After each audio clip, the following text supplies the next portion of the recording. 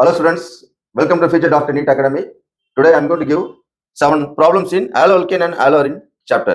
Okay, let us see the first question. See the first question. Reactions of tertiary butyl bromide with sodium methoxide produces dash. Okay, option A, sodium tertiary butoxide. Option B, tertiary butyl methyl ether. Option C, isobutane. Option D, isobutylene. Okay, right. Next one. Second question. Chlorobenzene reacts with magnesium in dry ether to give a common A, which further reacts with ethanol to give or to yield dash. Okay. Option A, phenol. Option B, benzene. Option C, ethyl benzene. Option D, phenyl ether. See the next one. Third question.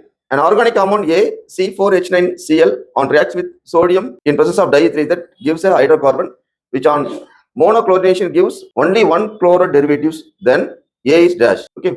Option A, tertiary butyl chloride. Option B, secondary butyl chloride. Option C, isobutyl chloride. Option D, N-butyl chloride. Next one. Fourth one. Elimination reactions of 2-bromopentane to form pen-2-ene is dash. That is, beta elimination reaction follows Zaitsev rule, dehydrogenation reaction, then dehydration reactions. Okay. So these reactions, in these reactions, what are the rules behind? That is, you have to see. Suppose here sometimes all the rules are any 2 rules or any 3 rules. Okay. Option A, A, B, C. Option B, A, C, D. Option C, B, C, D. Option D, A, B, D. So you have to select among the 4 any 3. Okay. Next one. Fifth one. Chlorobenzene reacts with sodium in presence of ether to form dash. Option A, DDT. Option B, biphenyl. Option C, phosgene. Option D, toluene. Next one. Sixth one. 2-bromobutane reacts with alcoholic AOH to form dash.